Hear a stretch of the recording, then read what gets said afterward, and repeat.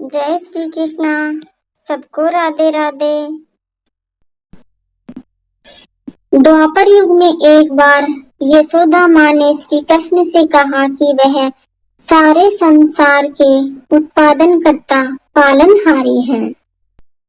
वह उन्हें ऐसा व्रत बताए जिनको करने से मृत्यु लोक में भी स्त्रियों को विधवा होने का भय न रहे तथा वह व्रत सभी मनुष्य की मनोकामनाएं पूर्ण करने वाला हो। श्री कृष्ण जी ने उन्हें ऐसे एक व्रत को विस्तार से बताते हैं कि सौभाग्य की प्राप्ति के लिए स्त्रियों को 32 पूर्णिमाओं का व्रत करना चाहिए।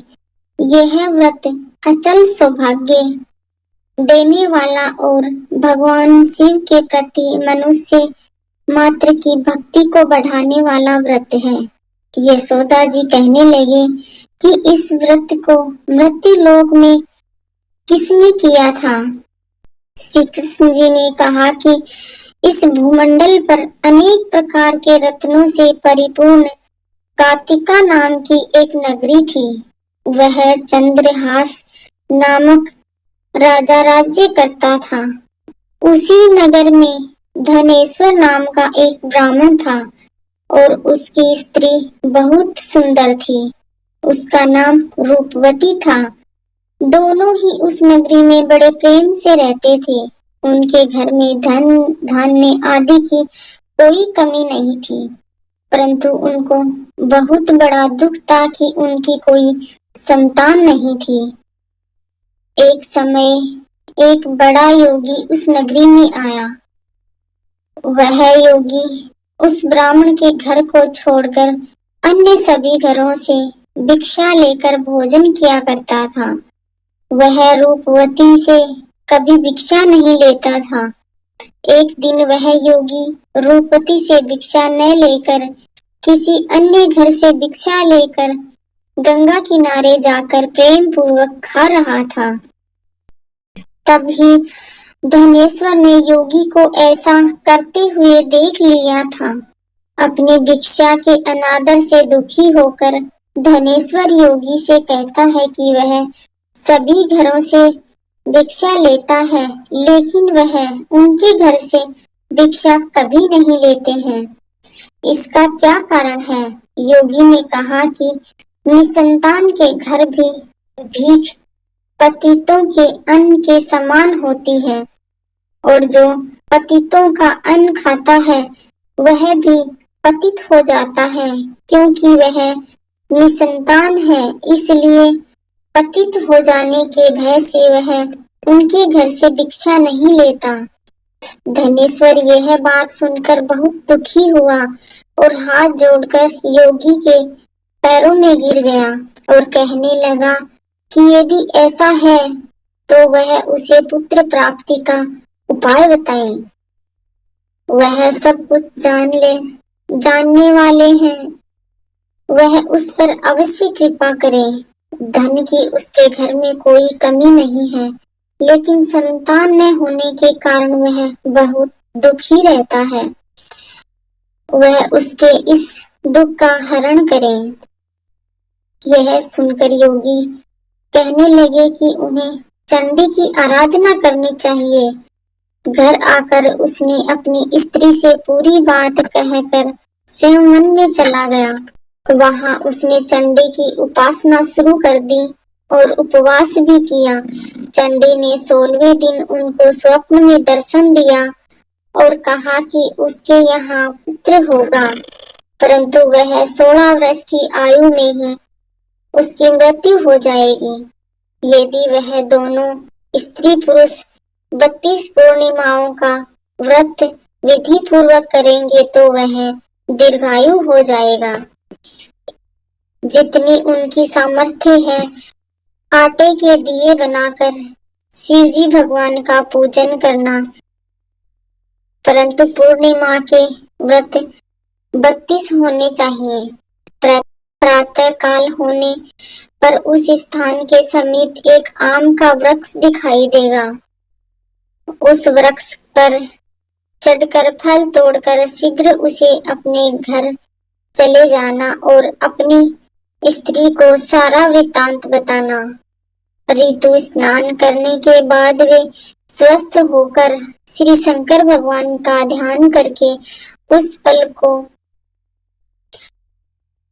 खा ले। ऋतु स्नान करने के बाद वे स्वस्थ होकर श्री शंकर भगवान का ध्यान करके उस फल को खा ले। तब शंकर भगवान की कृपा से वह गर्भवती हो जाएगी। जब वह ब्राह्मण प्रातः काल उठा तो उसने एक स्थान के पास ही आम का वृक्ष देखा, जिस पर बहुत सुंदर आम का फल लगा हुआ था। उस ब्राह्मण ने आम के वृक्ष पर चढ़कर फल तोड़ने का प्रयास किया, परंतु वृक्ष पर कई बार कोशिश करने पर भी वह चढ़ नहीं पाया। तब उस ब्राह्मण को बहुत चिंता हुई और वह विघ्न विनाशक श्री गणेश भगवान जी की वंदना करने लगा। वह उस पर कृपा करके इतनी शक्ति दे कि वह अपनी मनोरथ को पूरा कर सके। इस प्रकार गणेश जी की प्रार्थना करने से उसकी कृपा से धनेश्वर वृक्ष पर चढ़ गया और उसने सुंदर आम के फल को तोड़ लिया। उस धनेश्वर ब्राह्मण ने जल्दी से घर जाकर अपनी स्त्री को वह फल दे दिया और उसकी स्त्री ने अपने पति के कहे अनुसार उस फल को खा लिया और वह गर्भवती हो गई। देव जी की असीम कृपा से एक अत्यंत सुंदर पुत्र रत्न हुआ, जिनका नाम उन्होंने देवीदास रखा।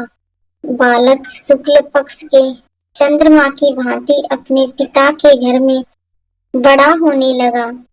भगवान की कृपा से वह बालक बहुत ही सुंदर, सुशील, विद्या पढ़ने में बहुत ही निपुण हो गया।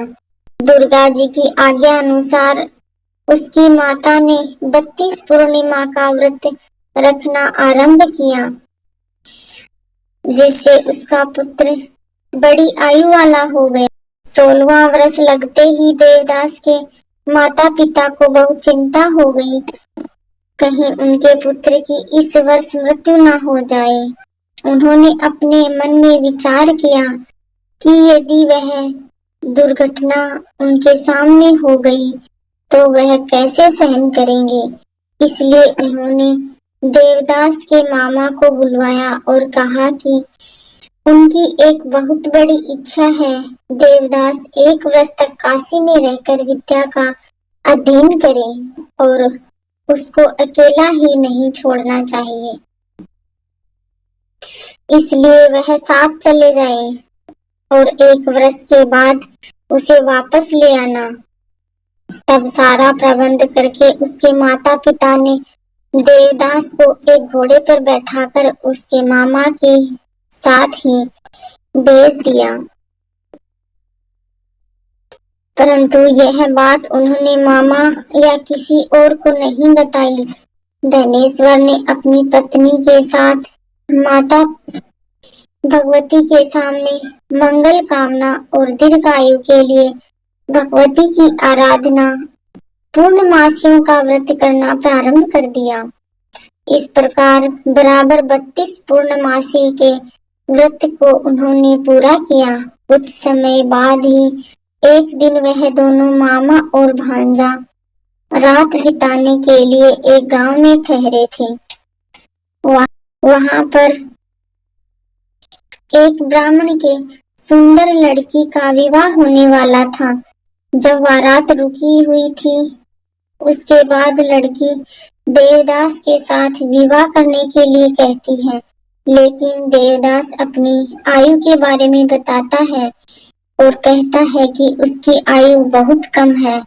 लड़की ने कहा कि जो गति उनकी होगी वही उनकी होगी। इसके बाद देवदास और उनकी पत्नी दोनों ने भोजन किया। सुबह देवदास ने अपनी पत्नी को 3 नगों से जड़ी हुई एक अंगूठी रुमाल दिया। बोला, इसका मरण और जीवन देखने के लिए एक पुष्प वाटिका बना लेना। और यह भी कहा कि जिस समय और जिस दिन उसका प्राणों का अंत होगा, यह फूल सूख जाएंगे, और जब यह फिर से हरे हो जाए तो जान लेना कि वह जीवित है। भगवान श्री कृष्ण कहते हैं कि इस प्रकार देवदास काशी विद्या अध्ययन के लिए चला गया। जब कुछ समय बीत गया तो काल से प्रेरित होकर एक सर्प रात के समय उसको डसने के लिए वहां पर आया। उस विस्तारी के प्रभाव से उसके शयन का स्थान चारों ओर से विष की ज्वाला से विषैला हो गया, परंतु व्रत के प्रभाव से उसको काट नहीं पाया, क्योंकि पहले ही उसकी माता ने 32 पूर्णमासियों का व्रत कर रखा था। इसके बाद स्वयं काल वहां पर आया और उसके शरीर से प्राणों को निकालने की कोशिश करने लगा, जिससे वह बेहोश होकर पृथ्वी पर गिर गया। भगवान की कृपा से उसी समय माता पार्वती के साथ भगवान शंकर जी वहां आ गए। उसको बेहोश दशा में देखकर पार्वती जी ने भगवान से कहा कि इस बालक की माता ने पहले ही 32 पूर्णमासियों का व्रत पूरा किया है और वह उसे प्राण दान दे। इस प्रकार शिव जी उसको प्राण देते हैं। इस व्रत के प्रभाव से काल को भी पीछे हटना पड़ा और देवदास स्वस्थ होकर बैठ गया। उधर उसकी स्त्री उसके हाल की प्रतीक्षा किया करती थी। जब उसने देखा कि पुष्प वाटिका में पुष्प सूख भी नहीं रहे हैं तो उसको बहुत हैरानी हुई, लेकिन जब वाटिका हरी भरी हो गई तो वह जान गई थी उसके पति को कुछ नहीं हुआ। यह देखकर बहुत प्रसन्न मन से अपने पिता से कहने लगी कि उसके पति जीवित हैं और वे उन्हें खोजें। जब 16वां साल बीत जाने पर देवदास अपने मामा के साथ काशी से वापस चला आया। उधर उसके ससुर घर में उनको भोजन के लिए जाने वाले ही थे कि वह दोनों मामा भांजे वहां पर आ गए। उनको आया हुआ देखकर उसके ससुर को बहुत प्रसन्नता हुई और वह प्रसन्नता के साथ उन्हें अपने घर ले गए। उस समय नगर के निवासी वहां इकट्ठा हो गए और कन्या ने भी लड़कों को पहचान लिया था। उस समय बाद देवदास अपनी पत्नी और मामा के साथ बहुत से उपहार लेकर अपने नगर चले गए।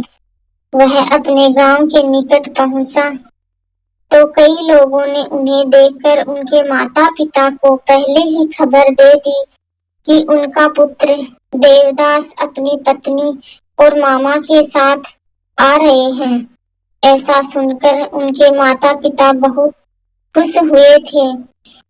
पुत्र और पुत्र वधू के आने की खुशी में धनेश्वर ने बहुत बड़ा उत्सव मनाया। तब श्री कृष्ण जी कहते हैं कि धनेश्वर 32 पूर्णमासी के प्रभाव से पुत्रवान हुआ। जो व्यक्ति इस व्रत को करते हैं जन्म जन्मांतर के पापों से छुटकारा प्राप्त कर लेते हैं। बोले विष्णु भगवान की जय।